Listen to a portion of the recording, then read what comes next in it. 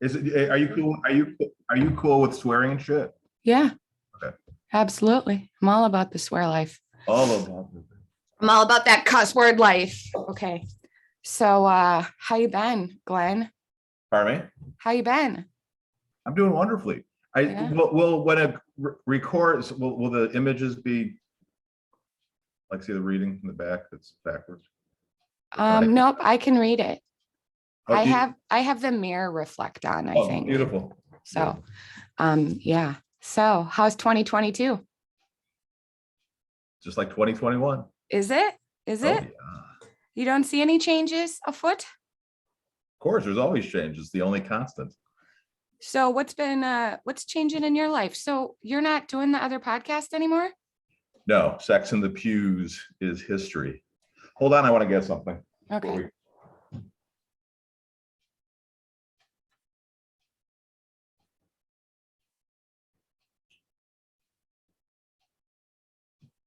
Thanks. Sex in the Pews was my podcast on celebrating sexuality and exposing the historic ill effects of religion on a healthy human sexuality. We did 313 episodes. Jeez. And last spring, what do they say in the theater world when something goes dark or puts a wrap on it? My daughter would know. She's an actor. Yeah. She's pregnant. That's new. That's new. That's awesome. She's Congrats preggo. to her. When's she Thank due? you. At the end of May, early June. Nice. End of May, I guess. That's a good time to have a baby. It's never a bad time. No. So are you got doing? a bunch of them. I do. I have a bunch of them and I have a grandson. So, and he, Yes, I have two grandsons. yeah, I'm at two grandkids, Connor and Caroline. Yeah, boy and a And girl. then I saw the pictures this morning. We don't know what this one's yet, but yeah, it's exciting. We miss having you on Sex in the Pews. Yeah. Well, are you doing anything new right now? I'm doing my general podcast, which is Yeah. called Klein Online, but I'm doing it purely out of love of the game. I tried to make a living at Sex in the Pews, and even though we were in the upper 1% of all podcasts in the world, I hired a podcast consultant, and he looked into us good. He was a nice kid from Miami. And he said, "You're doing amazing." He said, "You're in the number one podcast on the island of Jamaica under the category of spirituality." Because we deal with it. I'm sure you and I will get into it on the show here, spirituality quite a bit. Yeah. He goes, "But bro, we were approaching 100,000 downloads."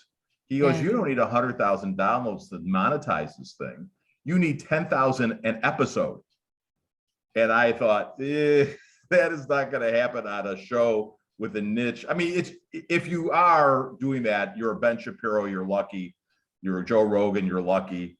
Yeah. A few others, if you're on a Fox News platform, you're lucky. Or if you've already established some form of credibility out there as an expert in something else, and then you start a podcast like Jordan Peterson and you steal all my thunder, then yeah, it sucks. But good for them.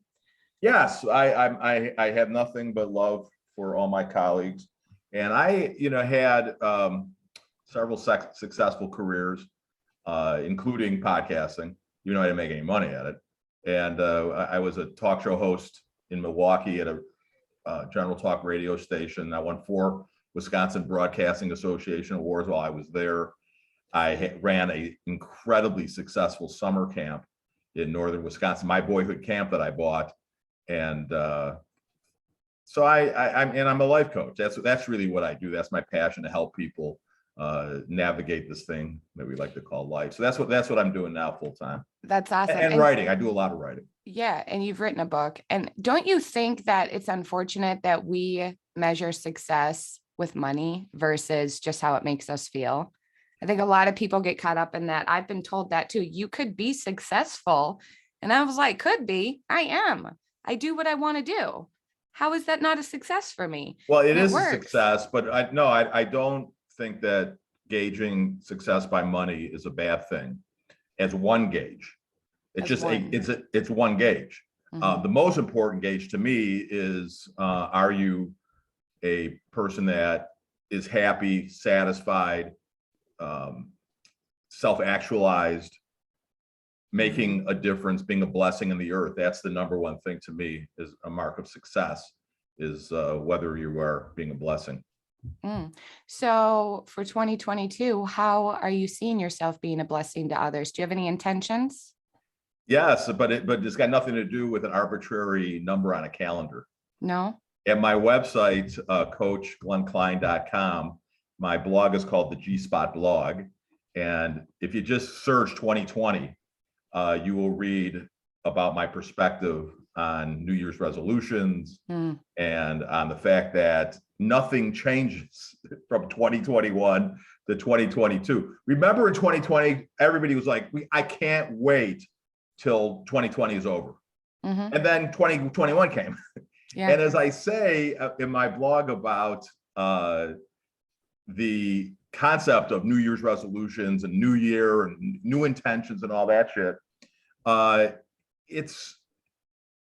we gloss over just the general lunar cycle with a date.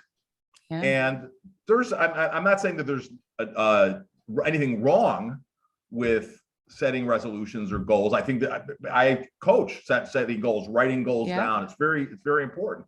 But to have any hope at all, to put any stock at all in that a number changes, very ineffective. Right, because that's such an instantaneous change of the calendar, right? 2021, now it's 2022. And so I think a lot of people get stuck. They set up these resolutions and they make all these plans. And so they want that instantaneous change, just like the calendar.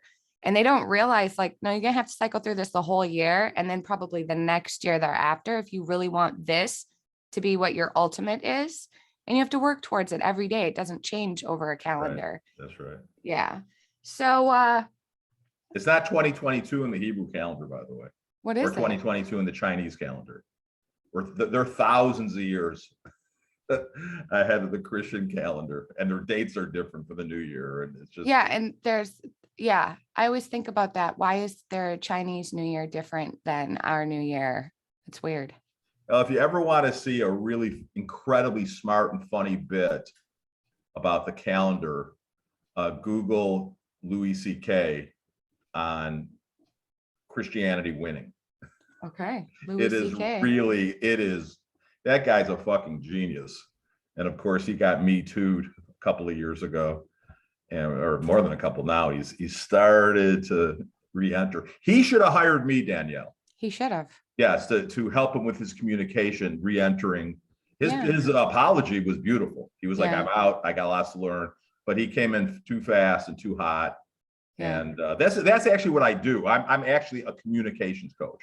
Yeah. Because if you think about it, everything's about communication. It really is. It's like how we look at a new year, how we communicate with ourselves. If you are communicating with yourself, ladies and gentlemen, effectively, you're going to be more successful on however you gauge success. And so that's really what I do. I'm a public speaker. I am a writer. The book you referenced is called Early Wake Up Call. Yes. I hope maybe we'll be getting into the pandemic. I wrote this in the spring of 2020 when everybody was still freaking out, including people like Ben Shapiro and Tucker Carlson and Laura Ingraham and people that are Joe Rogan and people that have come to see the light, so to speak. I started blogging about it, and I was so viciously attacked, and I was thinking about it so much. I was like, what's going on here?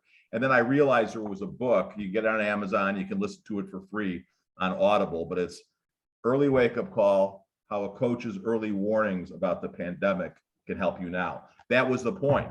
Yeah. The reason I was able to approach the pandemic rationally and effectively is because I just, without knowing it, I overlaid my life's philosophy and my strategy in raising our 6 kids and being a summer camp director and a life coach onto the pandemic. So regardless of what change is coming in your life and what challenges and crises you have, which obviously we're all sharing this one, you can get through it and you can thrive through it.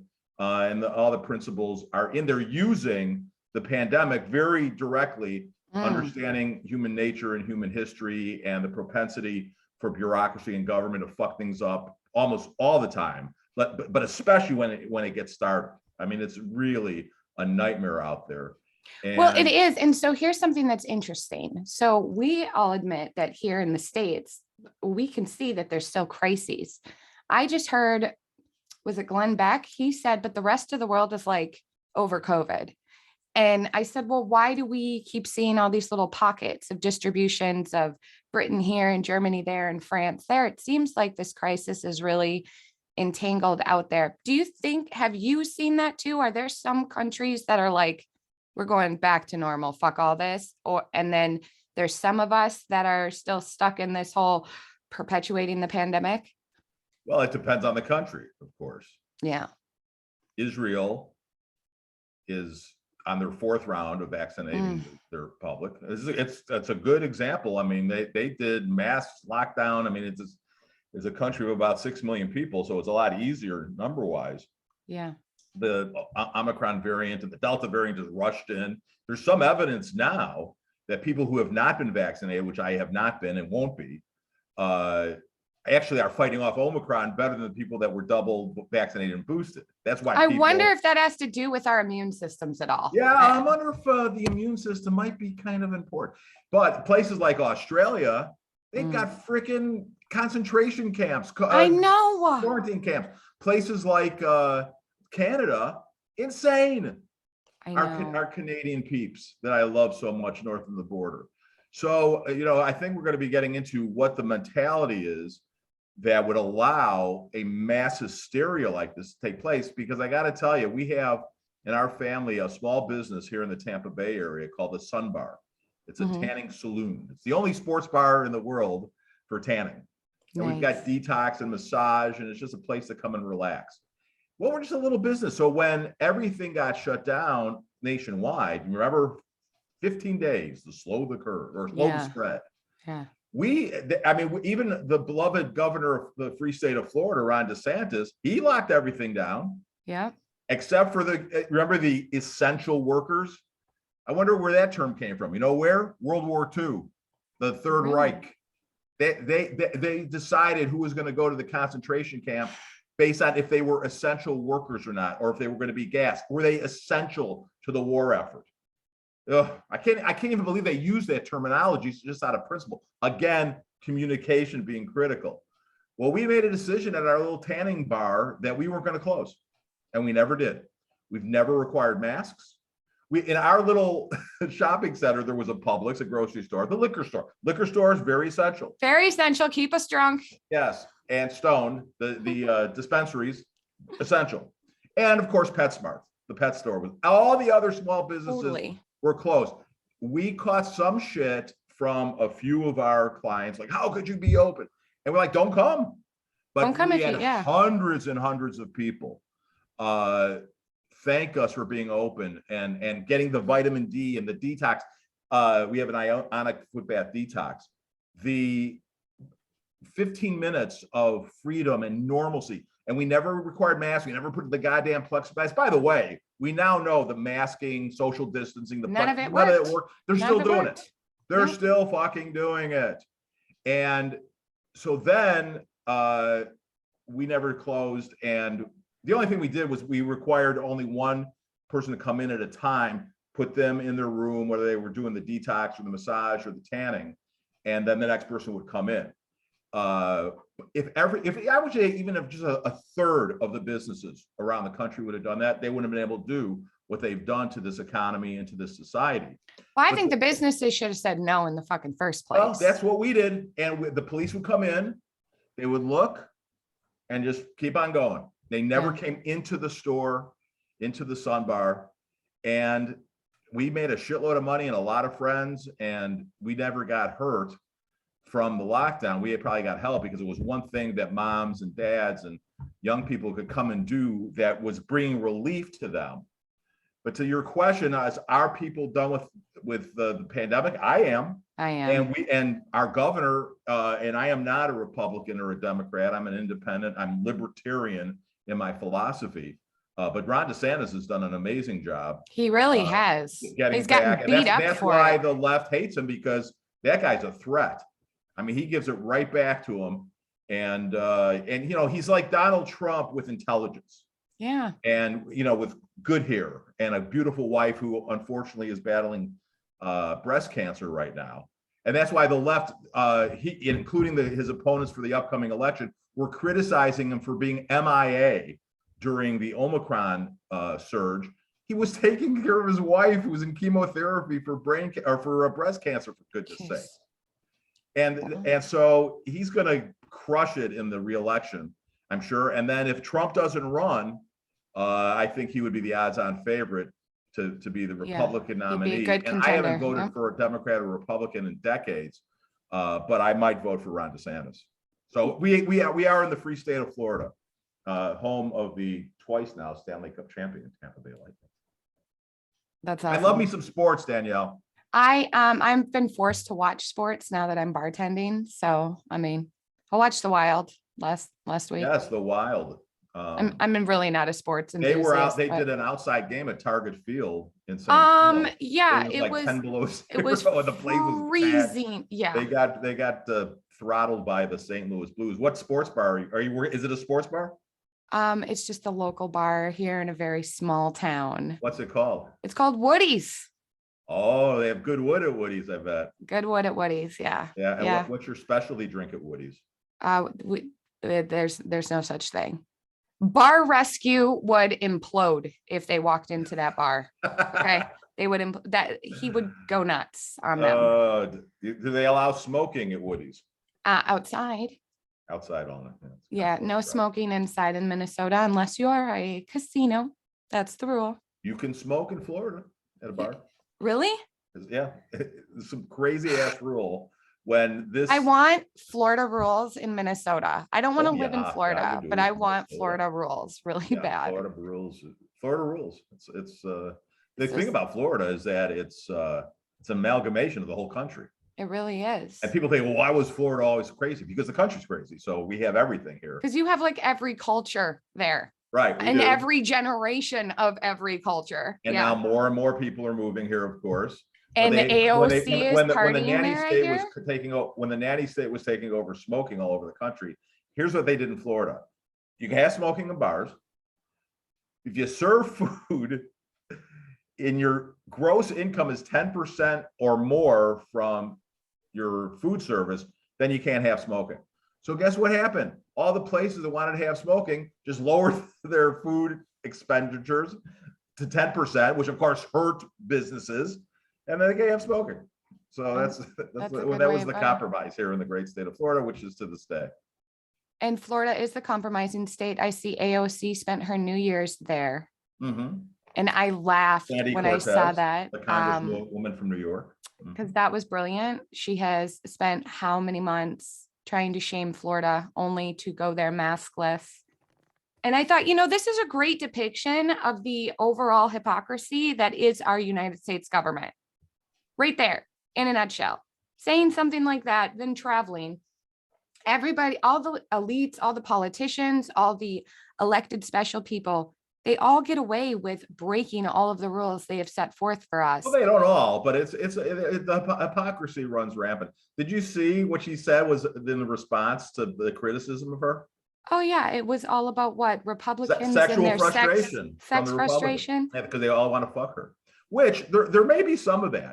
She locked herself in with the LGBTQ plus community. There may be some of that. We know that a lot of anti-gay marauders and activists end up being gay themselves. That's true.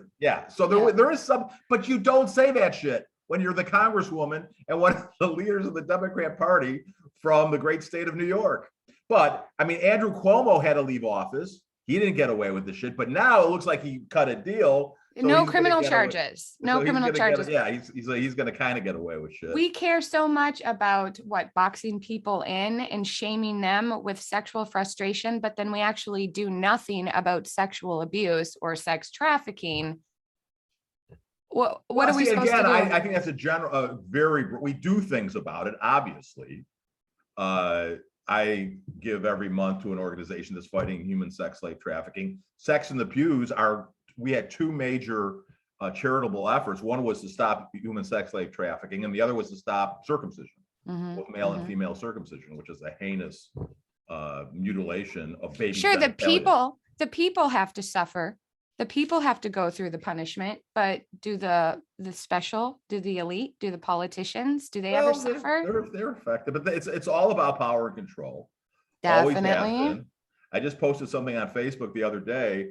I forget what the guy's name is, but you can see on my Facebook page if you want. But it says, good people will do good things, bad people will do bad things. But the only time that good people do bad things is because of religion. Yeah, I saw that. And so I said, and government. And then somebody said, well, government does do some good things, but so does a religion. We don't need government in the way that it's expanded to where all the control and power freaks just gravitated towards there. We don't need religion to have people take care of each other. It's, again, all about communication. But this is what we have. And obviously, if the founding fathers of this country knew what had happened to the federal government and they literally took away our freedom to freely assemble, and except if you were protesting the murder of George Floyd. Yeah, then you were allowed then out. It was okay. Or if you wanted to completely demolish, Minneapolis. That was okay. And Brooklyn Park was okay really too. important in communication and messaging and in living one's life. Hypocrisy is if a definition of hypocrisy, Danielle, is I say one thing, I do another, then we're all hypocrites. Yeah. But I love the definition that Christ gave in the New Testament writings of hypocrisy. He said hypocrisy, because he called them hypocrites, he called the religious leaders hypocrites. He said hypocrisy is when you are criticizing somebody for doing something and you do the same thing.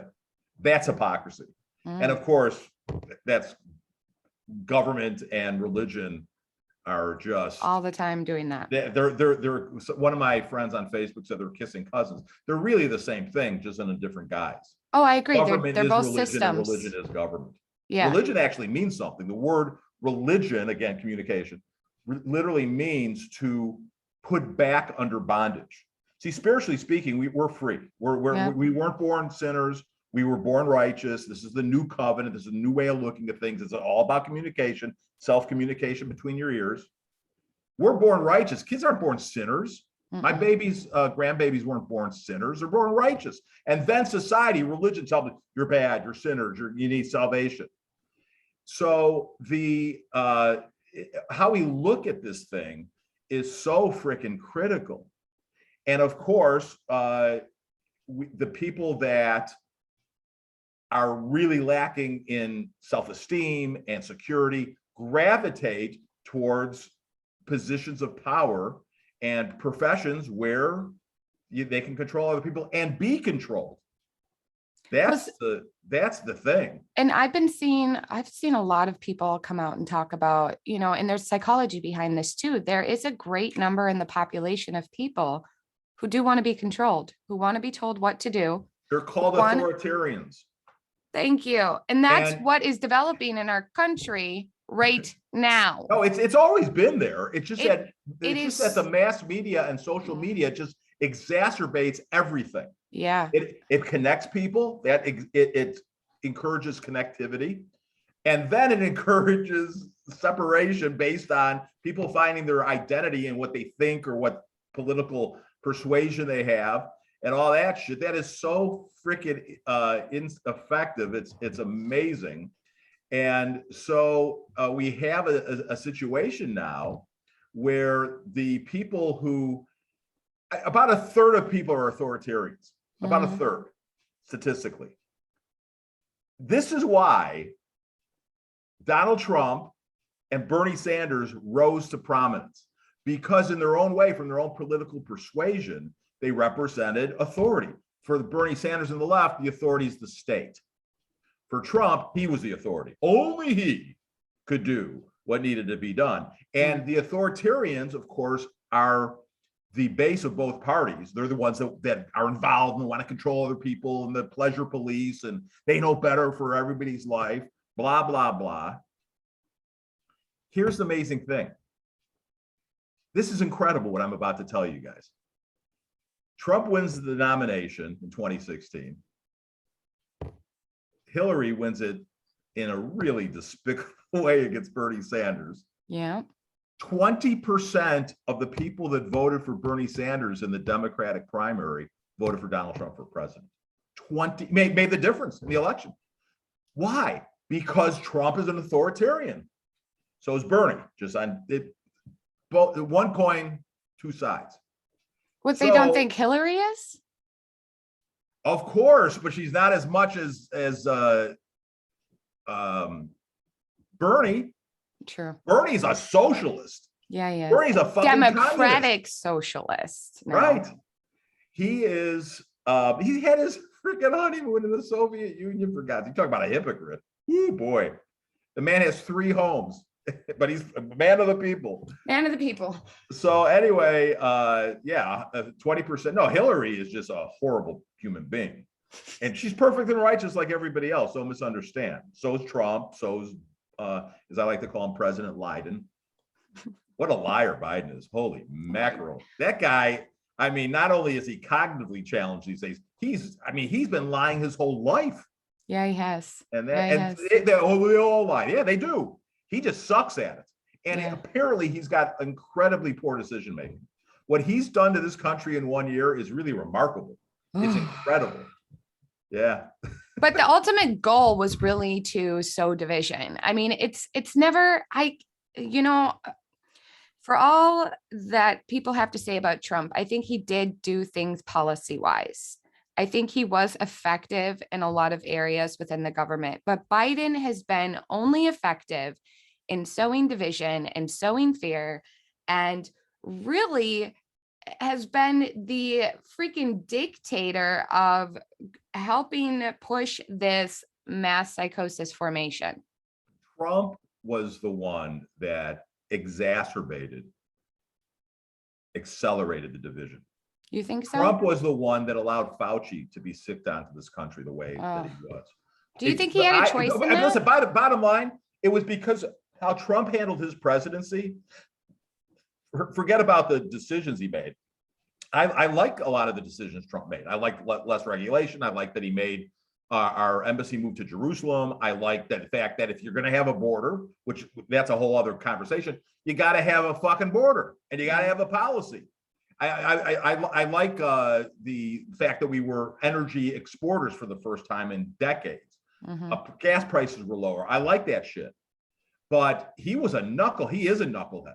Yeah. And it was because, here's how bad a President Obama was and how bad a candidate Clinton was. We got Trump. That's true. Here's how bad and ineffective Trump was in, and I deal with this very, very much an early wake-up call about Trump. Because I blame Trump. We got Biden because of Trump, you guys. Now, I used on the radio show, I said, listen, the Republicans are going to be happy that Biden won. Because if Trump would have won right now, the Democrats who kept control barely of the House and the Senate would be on a wave election.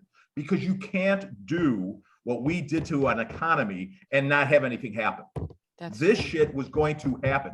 It's been made worse by the policies of President Biden and people like Anthony Blinken, the Secretary of State, and Lloyd Austin, the Secretary of Defense, and the policies that they put into place in the border and shutting down the XL pipeline.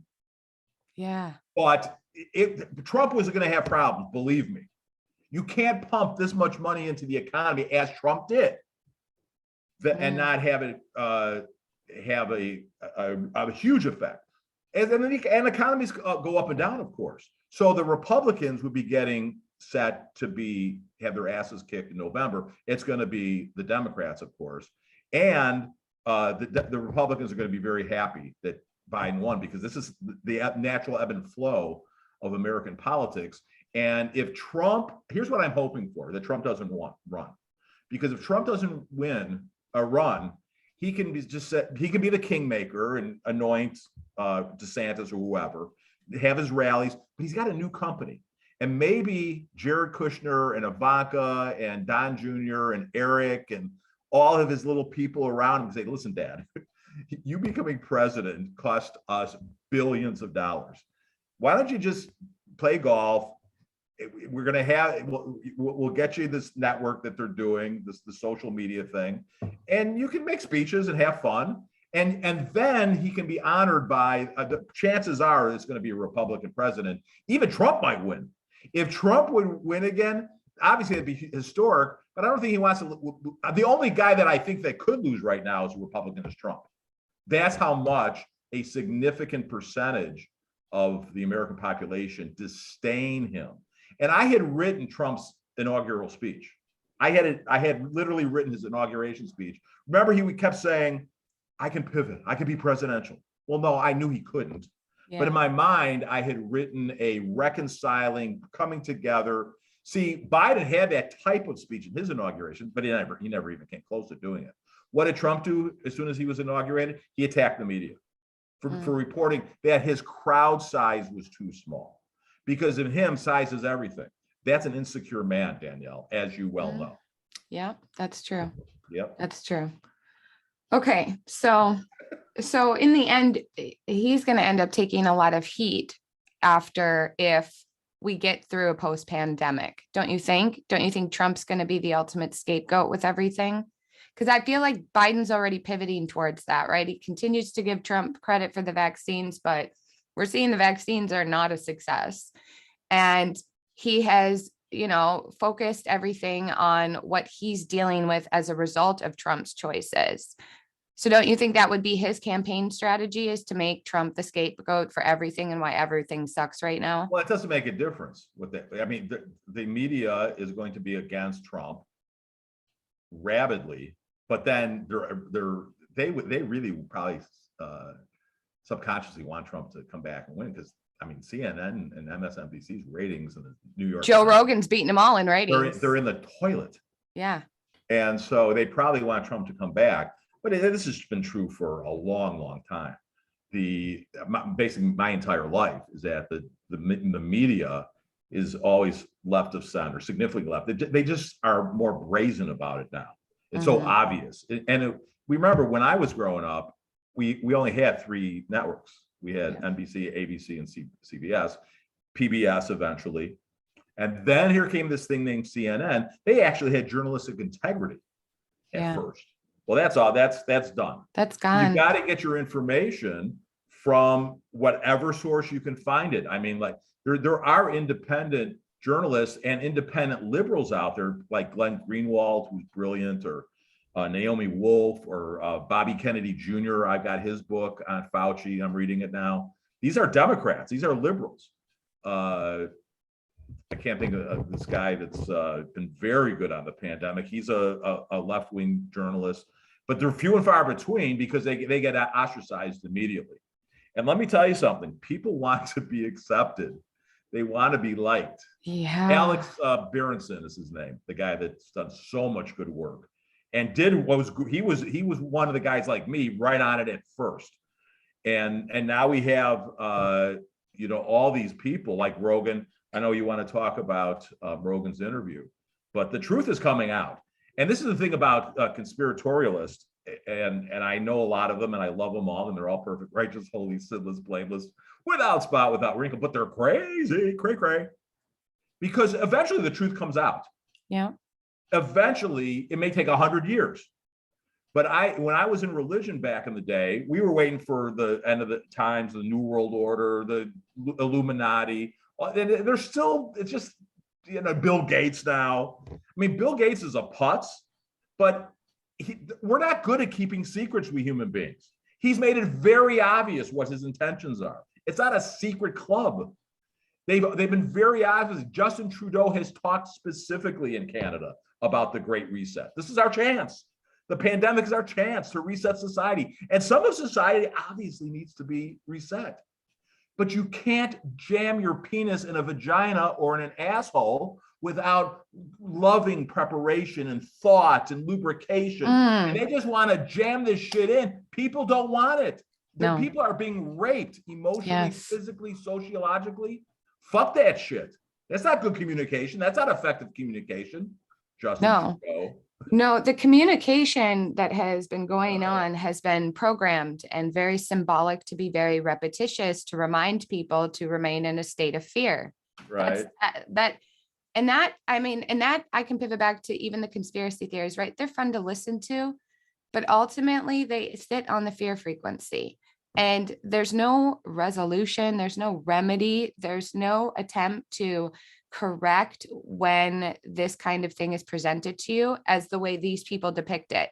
Nobody's ever trying to give me a resolution. They just are like, be scared, be scared, be scared. Something scary is going to happen. And I'm like, okay, do you just want me to have me sit here and bite my nails, or should we like move past this whole fear thing? And I think that's what everybody's locked in. It becomes this new habit for us, right? So anything that doesn't look like fear all of a sudden seems really fucking scary. And it's like, what are you doing? You're rejecting connection and communication and understanding and a chance to be authentically vulnerable with someone. And you're like, wait, that feels weird. Back to being scared, and I shouldn't be around you and I shouldn't talk to you. But that has been the great perpetuator of this mass psychosis formation, which is the new trendy buzzword that every fucking Google article wants you to know is a bad phrase to even want to look into, Right. even though it's 100% accurate. Right. And it totally describes what we are experiencing right now and have been really for the past 200 years, but the last 2 years especially. And it's this disconnect from social bonds and this alliance with the state and the state authority and the state authoritarian narrative. And that right there just is what's splintering society. And that is what I'd like to talk about. So your first thoughts on this? I threw this topic idea to you yesterday, asked you if you're familiar with it. Yeah, it's mass hypnosis. Yes. And it's like you said, it's been here forever. People desire to control and be controlled and have power and be empowered through slavery and domination of other human beings. That's fucked up. It's always been. But here's what happened about 20 years ago. This thing called the interweb started. You might have heard of it. Mm.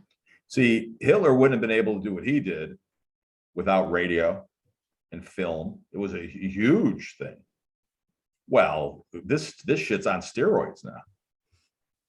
And it's you've got to purposely divorce yourself from the mass hysteria. And people have always used fear. The religion, the fear of what? Hell. Hell doesn't exist, you guys. Sorry. Not in the Bible, it don't. Oh. There's 4 words that are translated hell 55 times in the King James Bible. Not one of them, these 4 words mean a place where God sends. A loving God sends people who don't behave or believe right to an everlasting punishment, burning. But the amazing thing is that I could show people this all day long. I have. I was in this religion for about 10 years, the Messianic Judaism, evangelical fundamentals bullshit. And I can show them all day long that these words, because we have the computers, we can look up every fucking word that is in the goddamn Bible. But they won't believe it. Well, it's not a question of believing it. It's just a question of knowledge and not being married to your identity as a Christian or your identity as a believer. I have been working with a guy named Michael Lilburn Williams, for over 20 years on a project called Gospel Revolution. And you guys can go look it up. I mean, there's thousands of hours if you're interested. But obviously the Bible and how people perceive their standing and perceive God, for that matter, in the world is pretty goddamn important. I mean, as genius as the founders were, I mean, they absolutely believed that God was actively involved in the formation of this country. Mm-hmm. He wasn't. He's done. They thought that. I thought it for a while. But it is clear in the passages, and I mean, obviously we only have so much time, but I'm telling you guys, God is not doing the shit that he did in the scriptures, in the Old Testament, we call it. And the Bible isn't the word of God. It never claims to be. It's a long fucking story, but I'll tell you this, since day fucking one, God in the Old Testament and religion in general have used fear to control people. Yeah. So this is why we had the scoreboard of death.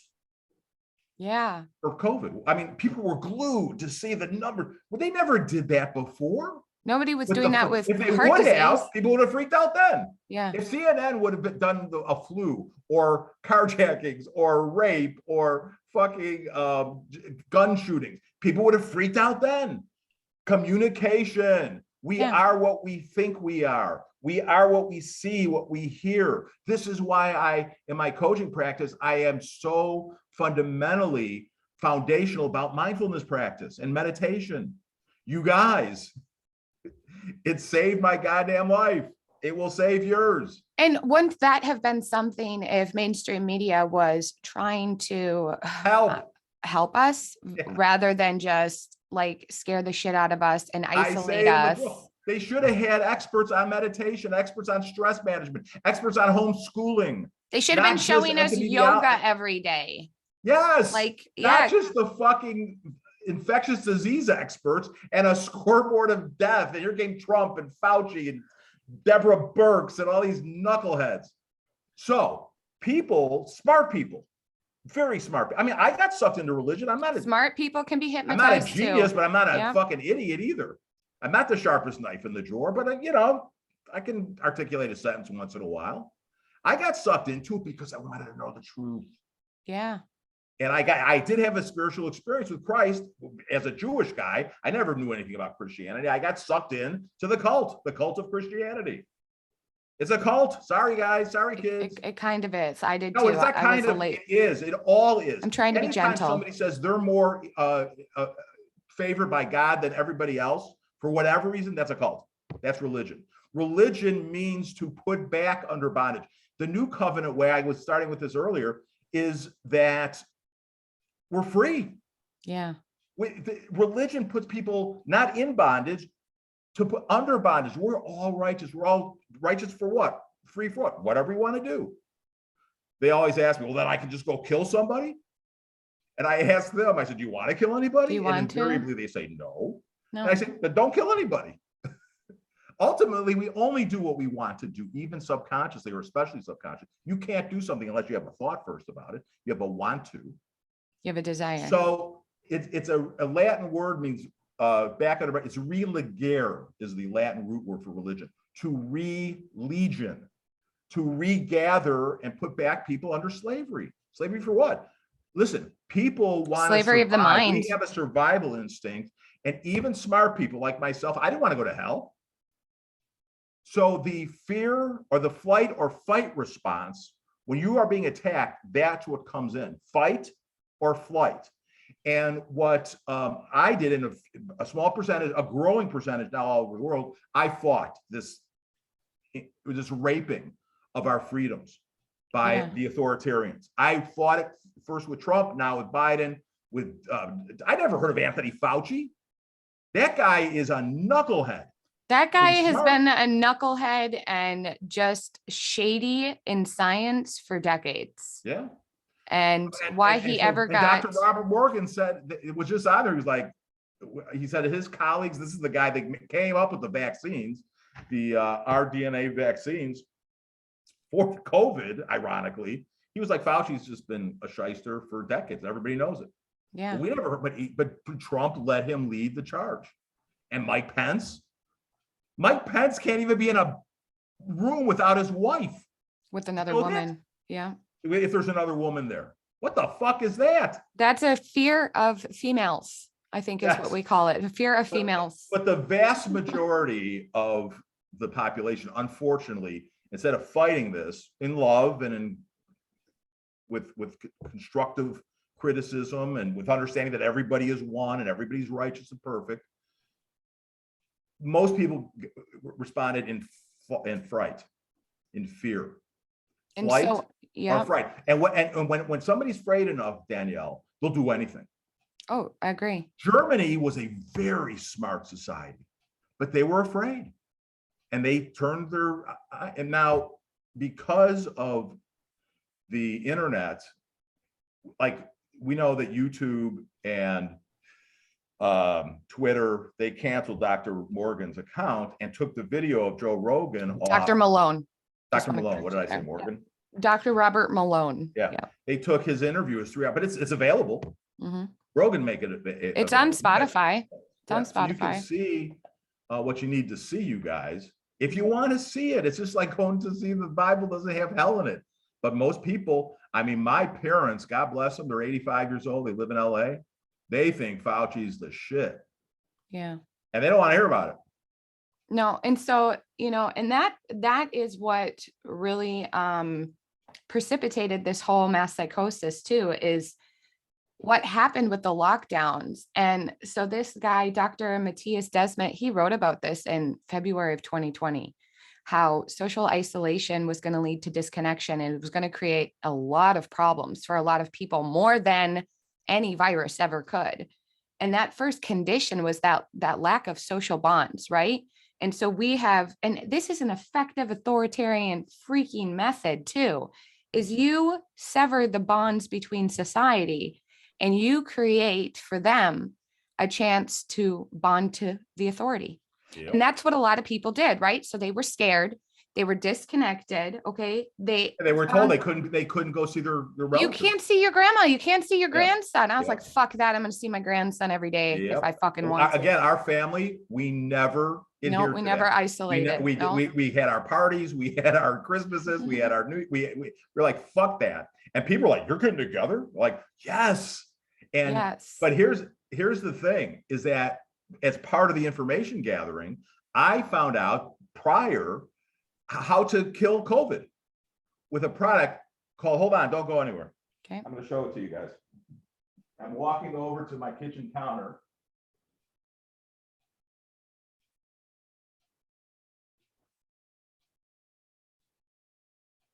I talk about this in the book too.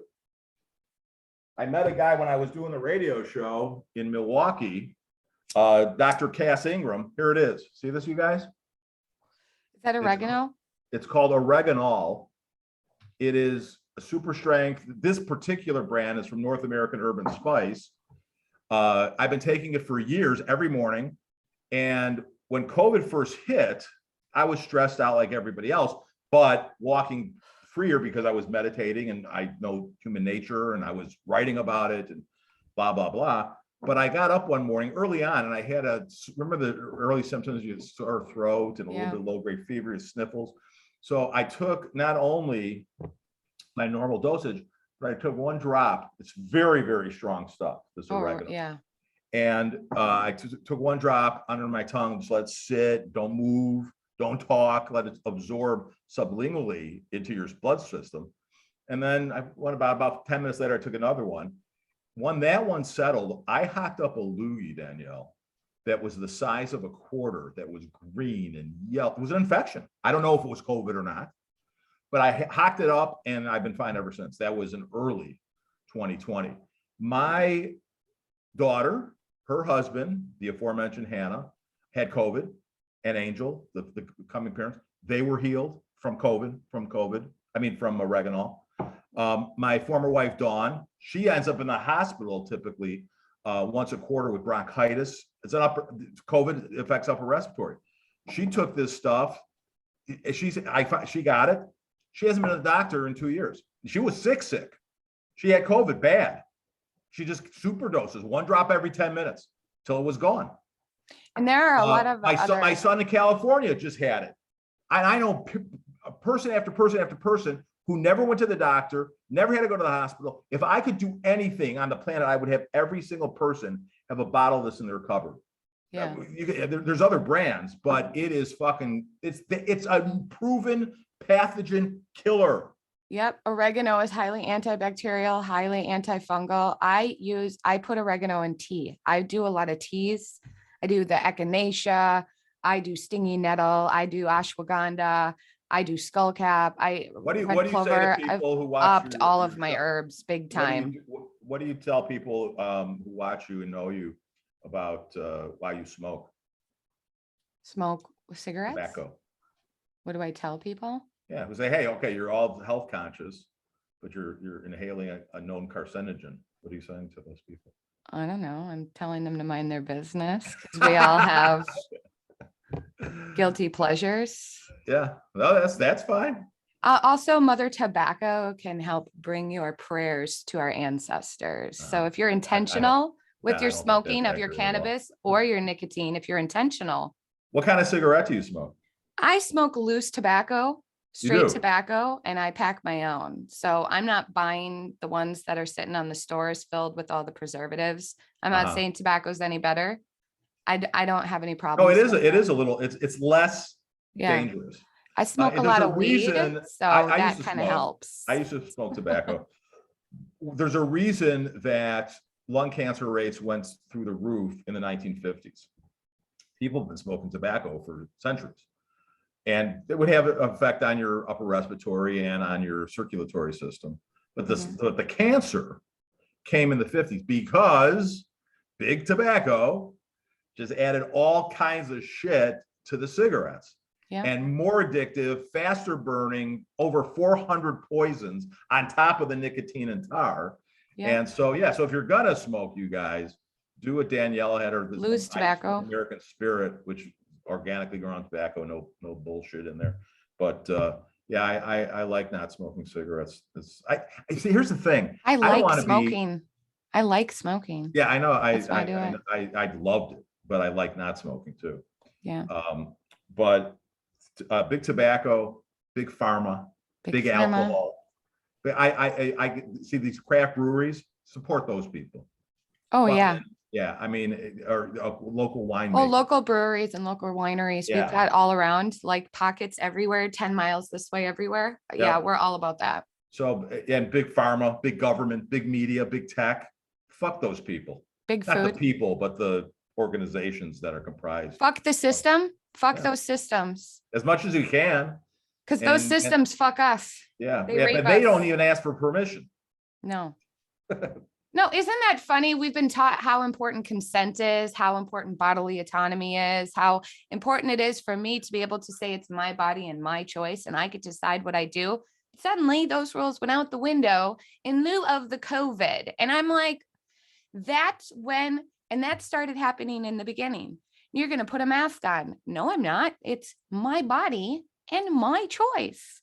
And this whole, it's for the greater good. It's for the importance of the collective. It erased the individual and the bodily autonomy and the my body, my choice and consent. Right. And I am baffled by the people that continue to support the narrative that opposes that. How do you support a narrative that opposes bodily autonomy, but then out the other side of your mouth, you're screaming about abortion rights in Texas? Like, I don't understand how you do that. Why then, Daniel? Why based on what we've been talking about in the last? Why are they doing this? Because they've lost connection and meaning, and they need to marry themselves to something that's going to make them feel certain and comfortable about something. Right, because they're freaked out and afraid, Freaked out and afraid. Because everything has become politicized in our age of the internet, and instead of finding their true identity and who they truly are, we're human beings, you guys. We're not human doings. This gets back to what we were talking about success. You are, no matter what you do, you're successful forever. Whatever eternity's like, it's all good and you're going. If there is a place to go, I don't know. I've never been there, but you're good. We're human beings. What do we be? When people ask me, what do I do? We be in this life. I tell them what I do. I said, I'm a relationship coach. I'm a life coach. Well, what's that do? And I tell them, but I never ask people what they do. I say, what do you be? They look at me, of course. What do you mean, what do you be? I said, well, I'll tell you what I be. And I know you be it too.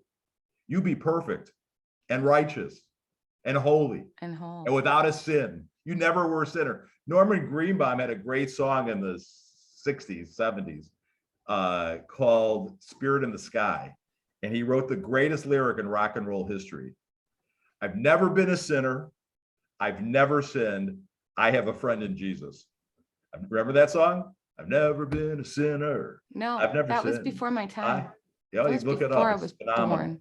But now there are other things. The spirit is not in the sky. That's the name of the song. The spirit's inside of every single human being. If you find, or as you find your identity, you guys, in your true identity, you're not going to find it in your political party or even in your hockey team or your profession or your kids or your spouses.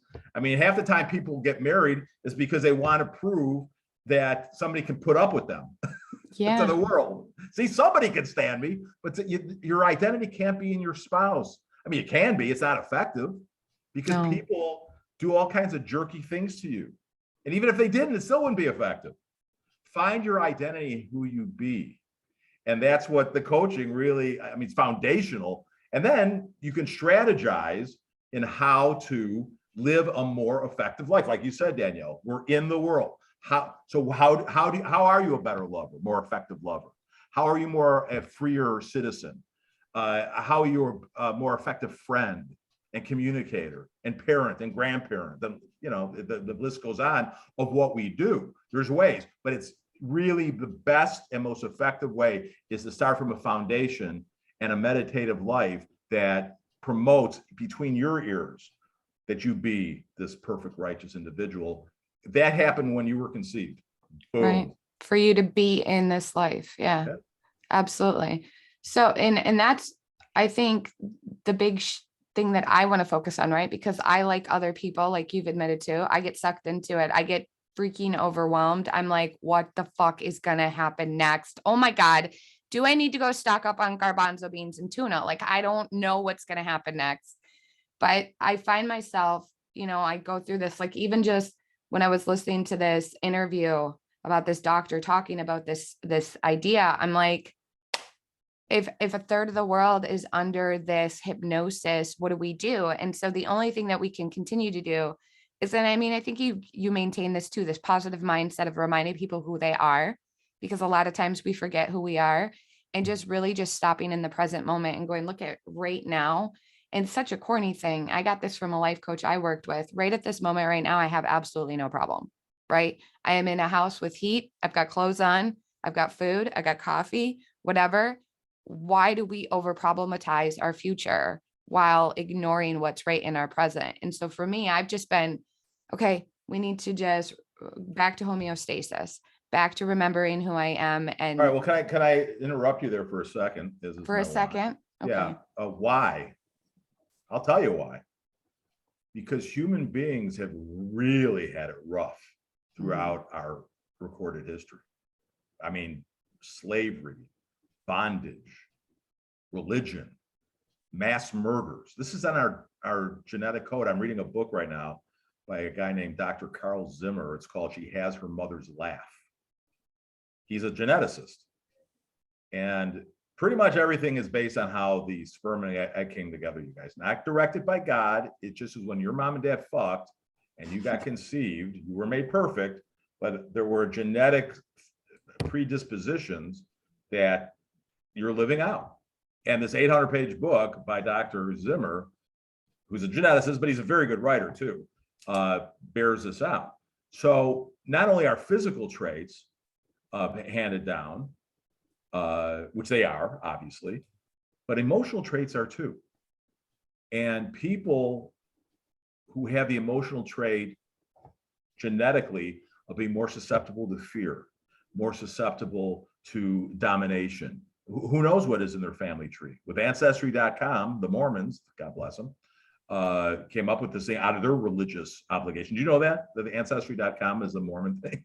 Because out of one Bible verse that Paul talks about getting baptizing for the dead. So you got to research people that you baptize for. That's how Ancestry.com came to be. But we know more about where we came from sometimes. I don't, because I have no history past before the 1890s. I've looked into it. But regardless of we're made up of our combination of our mom and dad, and then all of our other ancestors' genes. And so why? That's why. We have had so much negative shit happen to us. We're used to it. And people talk about what happens in their lives. So we focus on the negative very, very easily. Just like you just got done saying, you've got everything you need right now. Yeah. But that's not how our brain works naturally or genetically. It tends towards the negative. What we don't have. Negative shit happened to our ancestors, and it gets reinforced all the time. I'll tell you what's going to happen. It's not going to be the same. It hasn't been the same since we started this thing. No. Change is the only constant. We Yeah. all know this. And yet people are surprised when things change. Things are going to get better and they're going to get worse, just like they always do. Every year, some things are going to be cataclysmic. There's going to be a nuclear dirty bomb eventually drop somewhere. Or an economic collapse. And 100,000 people are going to die, and it's going to suck ass. And as my friend Dina Lynn would say, not in a good way. Yeah.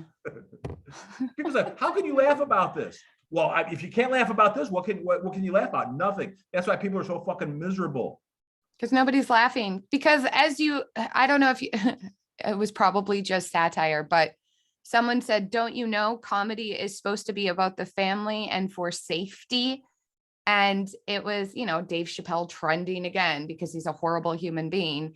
But we seem to be this country, seems to be anti-comedy.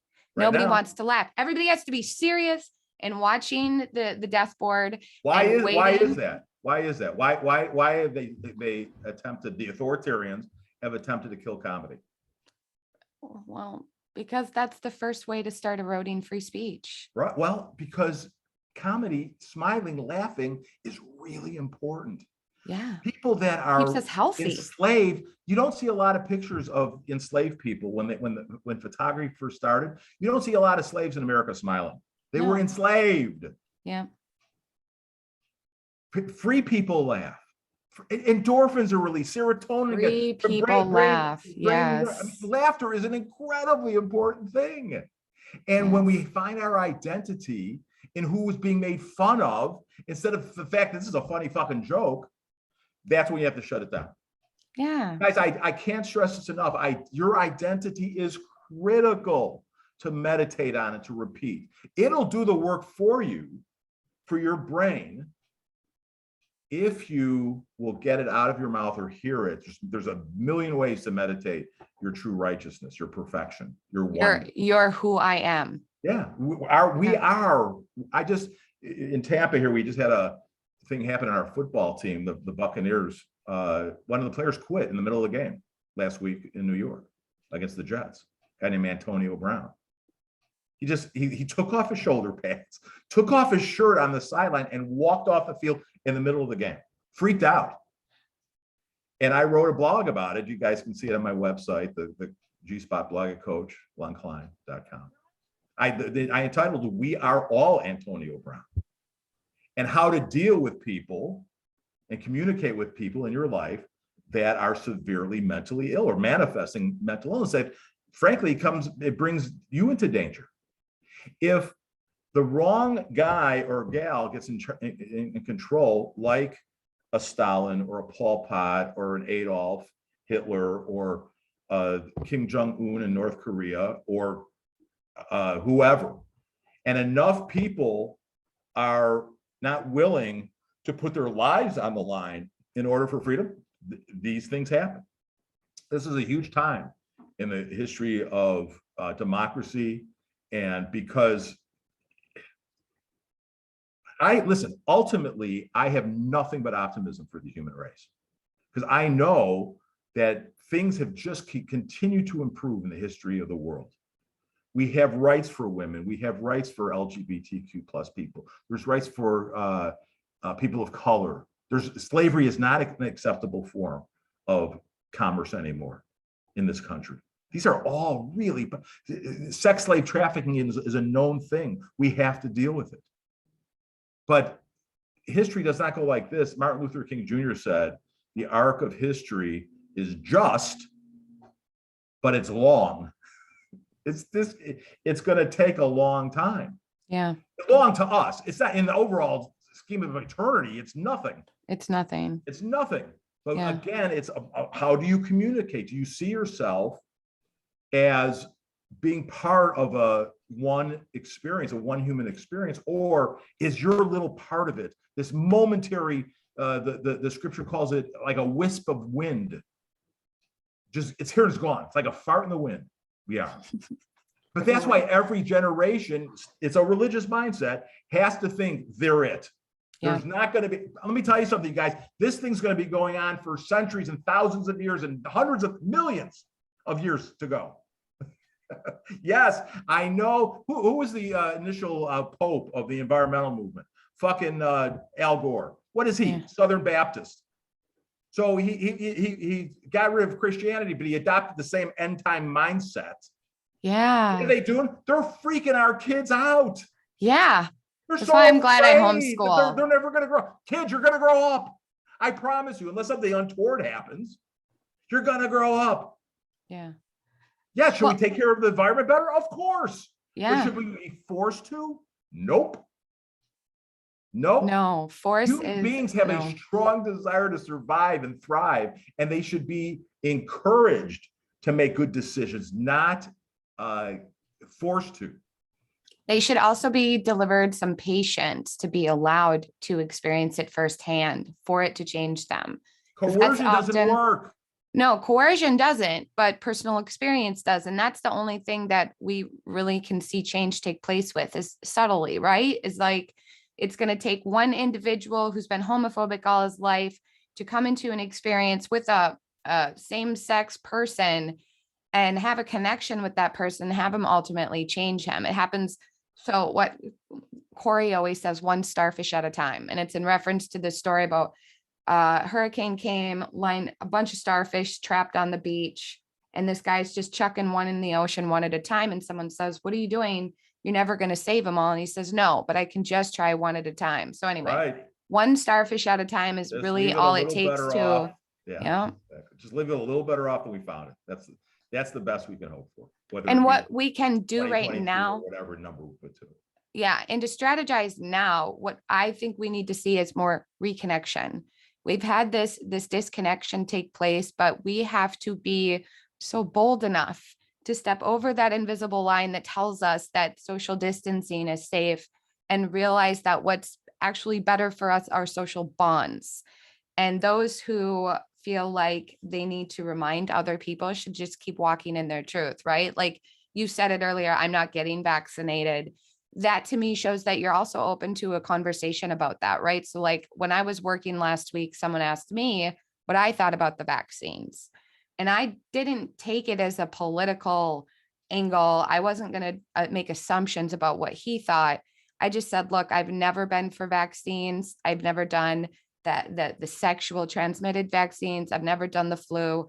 I do these vaccines. I just got a tetanus shot, but I'm holistic. I believe in nature's medicine. I believe that God has already given us what we need. That's why I'm big into herbs. That's why I'm big into essential oils. That's why I'm big into eating my own fucking food.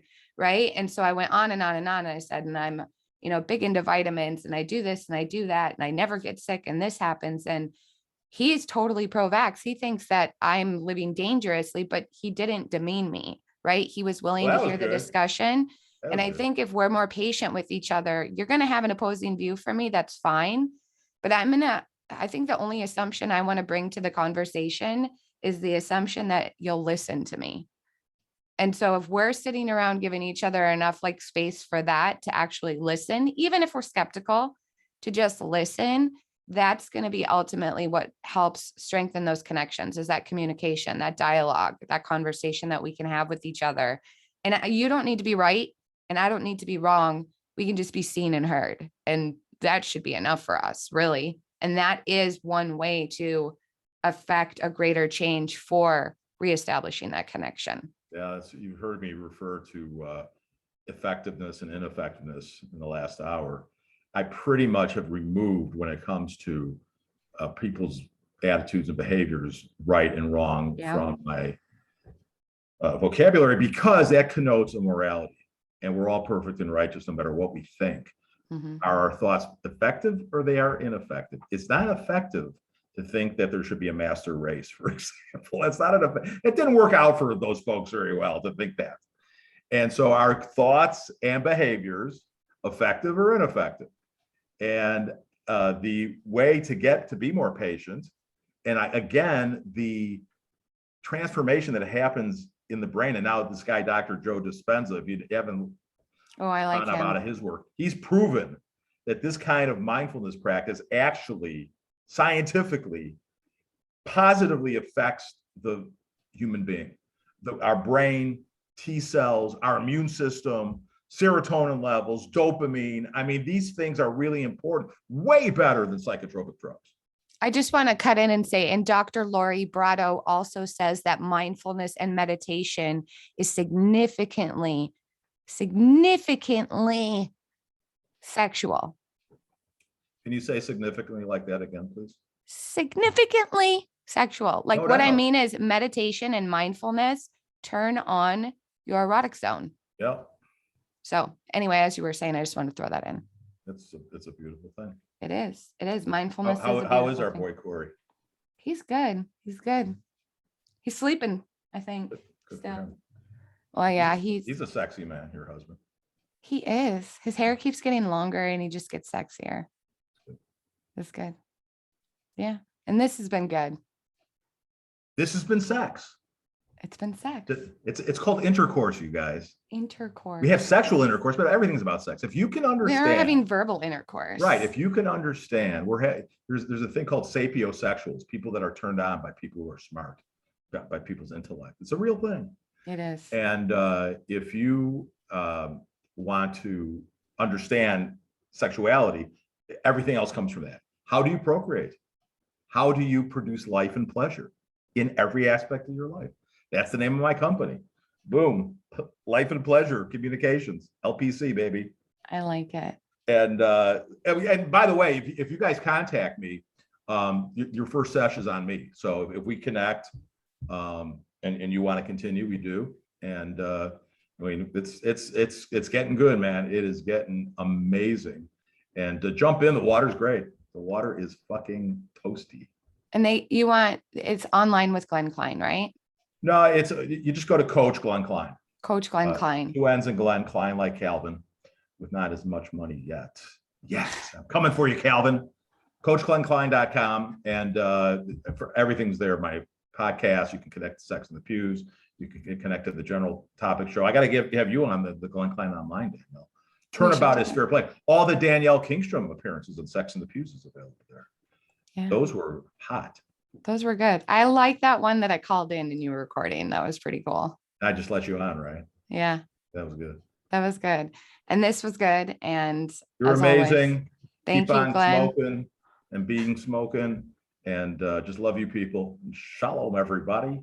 Shalom. Thank you.